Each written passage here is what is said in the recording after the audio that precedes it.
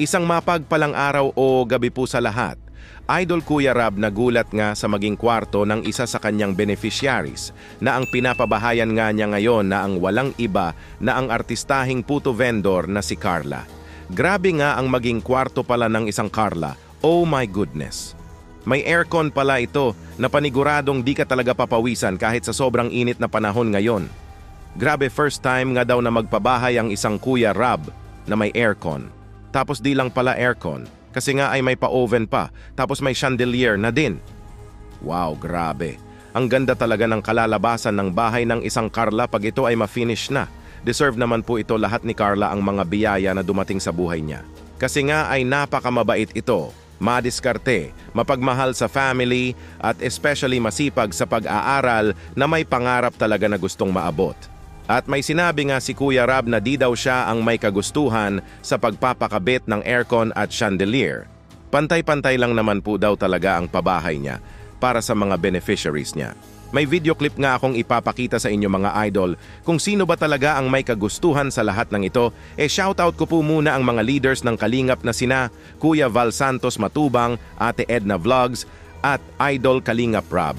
Pati na rin po sa lahat ng members ng Karepa, suportahan po natin sila palagi. Ito na nga po mga idol ang video clip na magpapaliwanag sa lahat ng yan, panoorin nyo po. Ito? Ay mga Kalinga po, ito pa yung kwarto ni Carla kasi may butas, may aircon. Yan. So just para supportas niya, yan po yung may sponsor ni Gwen dahil kagustuhan ko. Kasi ako, pag nagpapabahay, pag tumutulong ako, pantay-pantay lang. Pero since may mga tumulong, may mga nagpadagdag, may mga nag-request or yun nga, may nag-sponsor ng mga gamit ni Carla, kagamitan, aircon, oven. Nakakagulat nga po pati nga po chandelier, may nag-sponsor. Talagang ganun lang kamahal si Carla. At kaya po yan, sinunod namin yung request nila na lagyan ng parang paghahanda, paglagay ng aircon. Kaya ayan po, may butas. So ito yung may kwarto ni Carla, Ang mga taong nagmamahal pala sa isang Carla ang nagre-request sa lahat ng ito. Ganyan po talaga nila kamahal ang isang Carla na gusto po talaga nila itong makitang masaya at maging mas komportable sa maging kwarto niya. Sinusunod lang po talaga ni Kuya Rab kung ano ang gusto ng mga sponsor kasi nga ay mahirap naman po natanggihan pa ito kasi nga ay di naman po ito makakasama, kumbaga ang offer ng sponsor ay para naman po sa ikakabuti ng family ni Carla. Kaya sa part po ni Kuya Rab ay ang pabahay po talaga ay pantay-pantay lang. Bonus na lang po if viral ito.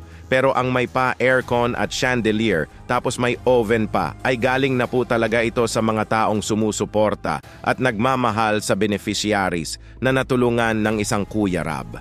At pati pala si Idol Engineer Supermac ay nagulat din. Ito po, panoorin nyo po. Ayan, so anito mga Kalingap, kasama natin si Engineer Supermac, Engineer Scouter.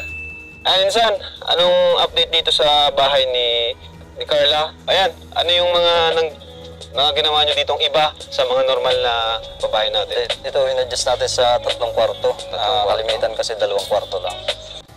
Tsaka, ayun, meron na rin pong aircon yung kwarto ni Carla.